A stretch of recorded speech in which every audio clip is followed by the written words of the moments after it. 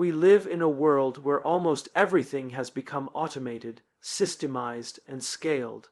Technology has given us speed, but sometimes it has taken away the soul of our interactions. Think about it. The emails we send, the meetings we hold, the conversations we have too often, they feel transactional. But people don't connect with transactions, they connect with people. What truly inspires loyalty, trust, and impact is when we make things personal. Because when it's personal, it's real. When it's personal, it creates meaning, and when it's personal, it lasts. So the question isn't whether we can work harder, faster, or smarter. The real question is, can we make it personal enough to matter? When we talk about making it personal, we must begin with why. Most people and organizations know what they do. Some can even explain how they do it, but very few can clearly articulate why they do what they do. And the truth is, people don't buy what you do, they buy why you do it. The why is not about making money, it's not about efficiency, and it's not about proving yourself smarter or faster. The why is about purpose, belief, and meaning. It's the deep, inner conviction that gives energy to your actions and shapes the way people experience you. When you make it personal, you are allowing your why to shine through in a way that is authentic, human, and impossible to ignore. Think about the moments in your life where someone inspired you. It wasn't because they gave you a polished presentation of facts and figures. It wasn't because they had a checklist of tasks they accomplished.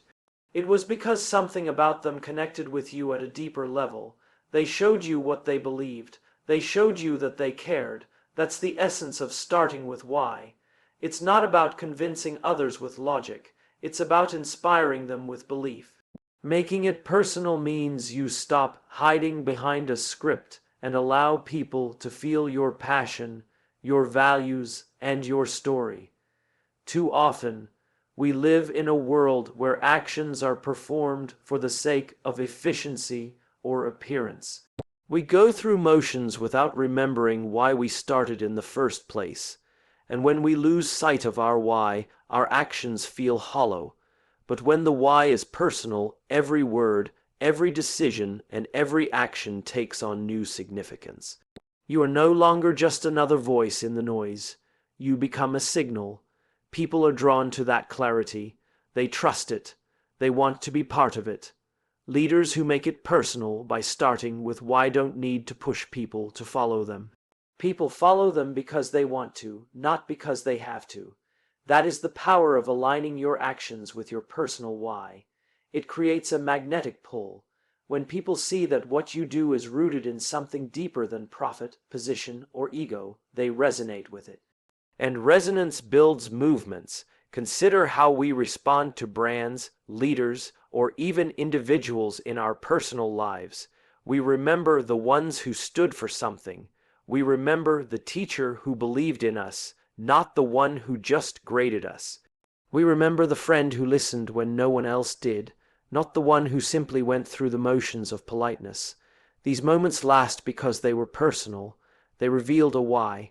The challenge is that starting with why requires vulnerability. It requires you to reveal what truly matters to you, what you deeply believe in. That can feel uncomfortable because it exposes you. But that is also why it is powerful. People can sense authenticity. They can feel when your why is real, and they can feel when it's not. If you hide your why, if you keep things purely transactional, you rob others of the chance to connect with you in a meaningful way. Making it personal means you lead not from a position of authority, but from a place of belief. It means you aren't asking people to follow instructions. You are inviting them to join a cause. That cause could be as large as building a company that changes an industry, or as intimate as creating a family culture built on love and respect. What matters is not the size of the stage, but the clarity of the why. When you make your why personal, it becomes contagious. It spreads beyond you. It inspires others to find and embrace their own why. it multiplies impact. This is the real secret of influence. Not the loudest voice, not the biggest budget, but the most personal why, lived out consistently and authentically. And that is why everything begins with starting personal, starting real, and starting with why. In our lives and in our work, it is easy to slip into a mindset where everything becomes transactional. We exchange words, emails, handshakes, or favors, but too often those exchanges lack depth. They feel mechanical, efficient, and cold. Transactions can move things forward, but they rarely move people. What people truly crave is connection, moments where they feel seen, heard, and valued. Making it personal means shifting from a mindset of transaction to a mindset of connection. It means remembering that behind every deal, every meeting, and every conversation, there is a human being with feelings, struggles, and dreams. Think about the difference between walking into a store where the cashier mechanically scans your items, mutters the total, and sends you on your way, versus walking into a place where the person greets you warmly, looks you in the eye, and makes you feel welcome. The difference is not in the products you buy, the difference is in how you feel. One is transactional, the other is personal, and the way you feel in that moment shapes whether you want to return, whether you want to build trust, and whether you want to deepen that relationship. In leadership, in business, and even in friendships, the same principle applies. If people feel like they are just another number on your list, just another task to be checked off, they will disengage. But when people feel like you genuinely care, like you are investing in who they are rather than just what they can do for you, they respond with loyalty and trust. That is the essence of connection over transaction. The irony is that transactions may bring short-term results, but connections bring long-term impact. You can pressure someone into buying something once, but you cannot pressure them into trust. You can demand compliance, but you cannot demand commitment. Those things only come when there is a genuine relationship, when you have taken the time to connect at a personal level. That connection creates a bond that no contract, no paycheck, and no obligation can replicate. This is why the most memorable leaders are not the ones who barked orders or handed out assignments. They are the ones who listened, who asked questions, who remembered details about your life, who showed up in moments that mattered. They went beyond the transaction of managing tasks and created connections that built loyalty. The same is true in families, friendships, and communities. People may forget what you said or what you did, but they never forget how you made them feel. Making it personal is about shifting from efficiency to empathy. It doesn't always mean doing more. It means doing differently. It's taking the extra minute to check in on someone's well-being, the extra pause to acknowledge their effort, the extra word of encouragement when they feel unseen. These are small choices, but they build bridges. They tell people you matter more than the task. That message is powerful. It is what turns co-workers into teammates, customers into advocates, and acquaintances into friends. Even in the age of technology, where interactions are often reduced to screens and clicks, the human desire for connection has not disappeared. In fact, it has only grown stronger. We scroll, swipe, and like, but often what we long for most is to feel that someone truly understands us. That is why making it personal is not just a strategy, it's a necessity. It is what transforms information into inspiration and transactions into relationships. If you want to make a lasting difference in the lives of others, you cannot settle for being transactional. You must choose connection.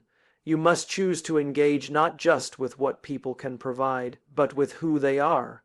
That is where trust is built, where impact is multiplied, and where meaning is found. Connection over transaction is the path that takes us from simply doing business to truly doing life together. And that is what makes all the difference. Stories have been with us since the beginning of humanity. Long before we had written language, long before we had data, spreadsheets, or presentations, we had stories. Around fires, in villages, in families, people shared their experiences not just to pass time, but to create belonging. Stories made people feel that they were not alone, that their struggles, hopes, and dreams were shared by others. When you make it personal by telling a story, you do more than communicate information. You create connection and community. The human brain is wired to respond to stories. We remember them more easily than facts. We feel them more deeply than numbers. A statistic might impress us for a moment, but a story will stay with us for years. Think about your own life. The teachers, leaders, or mentors you remember are not those who only gave you instructions, but those who told you stories that touched you, challenged you, or inspired you. Stories create meaning because they carry emotion, and emotion is what binds people together. When we tell stories, we invite others into our world. We let them see our failures as well as our successes. We let them feel our fears and our hopes. That vulnerability breaks down walls. It reminds people that we are not perfect, and neither are they, and that's okay. In fact, it's in that imperfection that people often feel the deepest sense of belonging. Because when we hear someone else's story, we begin to see our own reflection in it. We realize that our struggles are not unique. We discover that others have walked paths similar to ours, and that gives us strength to continue walking our own. Organizations that understand the power of story often create cultures where people feel part of something larger than themselves. They don't just hand out mission statements or lists of values. They share stories that embody those values in real life. A story of a colleague going above and beyond for a customer inspires far more loyalty than a corporate slogan ever could. A story of sacrifice, resilience, or kindness spreads across a team in a way that policies cannot. When people hear these stories, they don't just understand the culture, they feel it. And when they feel it, they belong to it. Making it personal through story also allows people to see the bigger picture. Too often, we get caught up in tasks and forget why they matter. But when you attach a story to a task, suddenly the meaning comes alive. A nurse may see her daily routines as repetitive until she hears the story of a patient whose life was changed because of those routines. A student may find school meaningless until a teacher shares a story of how knowledge opened a door in their own life. Stories turn ordinary moments into extraordinary meaning. At the heart of belonging is the feeling that you are part of a narrative larger than yourself. Every great movement, every great community, every strong team has a story that people can see themselves in. It could be the story of overcoming adversity, of striving for excellence, or of building something that lasts. The details may differ, but the effect is the same. People feel like characters in a shared journey, not just isolated individuals. That sense of shared story is what keeps people united even when challenges arise. This is why telling stories is not optional if you want to build trust, connection, and belonging. Data can inform, logic can persuade, but stories transform. They take isolated individuals and weave them into a community. They make us personal, relatable, and human. Every time you share a piece of your story, you give someone else permission to share theirs. And when stories are shared, belonging is born. Empathy is one of the most powerful forces we can cultivate, because it allows us to bridge the gap between ourselves and others. To make something personal, you have to see it through someone else's eyes, to feel it through their perspective, to step into their shoes. Empathy is not about having the right answers. It is about asking the right questions and being willing to listen, not just to the words spoken, but to the feelings behind them. It transforms how we lead, how we work, and how we relate, because it reminds us that at the core, we are all human beings trying to navigate our own challenges. In a world that often celebrates competition, independence, and strength, empathy can feel like a soft skill, something secondary. But in reality, it is one of the greatest strengths. Without empathy, our interactions become shallow. Without empathy, we judge too quickly, dismiss too easily, and miss opportunities to connect. With empathy, we see the whole person, not just their role, not just their performance, not just their appearance, but their story. That shift changes everything, because when people feel understood, they also feel valued. Think about the leaders or mentors who made the biggest impact in your life. Chances are, they were not the ones who only gave you orders or corrected your mistakes. They were the ones who took the time to listen. They asked how you were really doing. They saw the effort behind your struggles, not just the result. That kind of presence makes people feel safe to open up, safe to take risks, and safe to grow. Empathy builds trust, and trust is the foundation of every meaningful relationship. Empathy also has the power to disarm conflict. When two people or groups are at odds, it is usually because each is focused only on their own point of view. But the moment one side chooses to listen and genuinely seek to understand, the tension softens. You may not agree with everything, but you acknowledge the humanity on the other side. That acknowledgement makes resolution possible. Without empathy, disagreements escalate into division. With empathy, they become opportunities for understanding.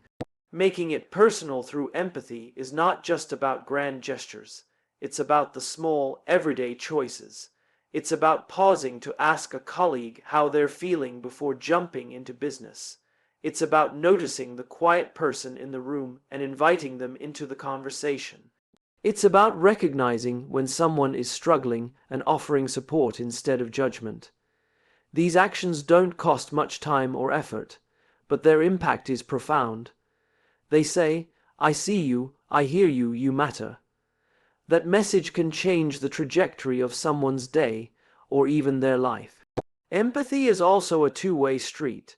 Just as we want others to understand us, we must be willing to extend the same grace. That means holding back assumptions, giving people the benefit of the doubt, and remembering that everyone carries unseen burdens. You may not know the battles someone is fighting, but you can choose to treat them with kindness and patience. Often, that small act of empathy becomes the very bridge that opens up deeper connection. When empathy is present, teams become stronger, families grow closer, communities heal, businesses thrive. It creates an environment where people feel safe to contribute, safe to be honest, and safe to bring their full selves forward. And when people feel that kind of safety, they don't just give you their compliance. They give you their commitment.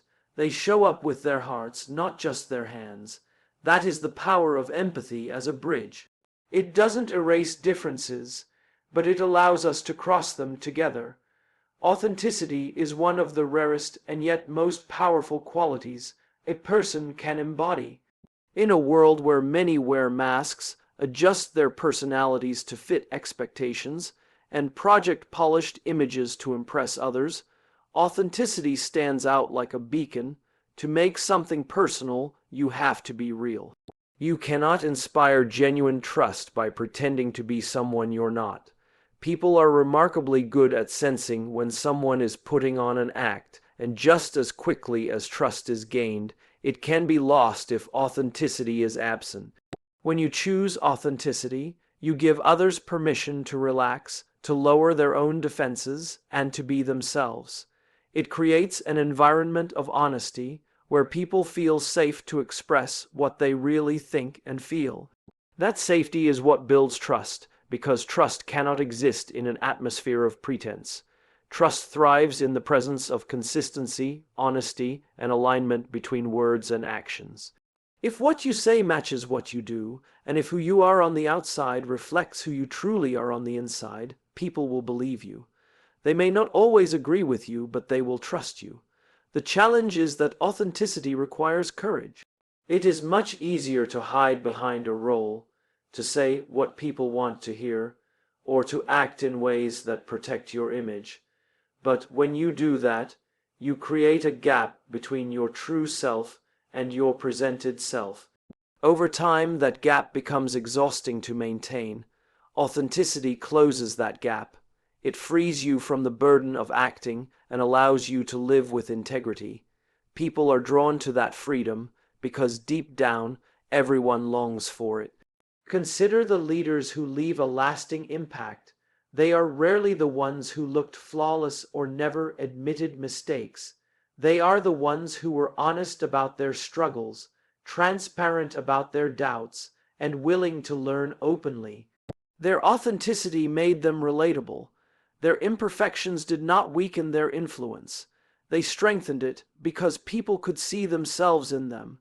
When you are authentic, you remind others that being human is not a weakness. It is the very thing that connects us.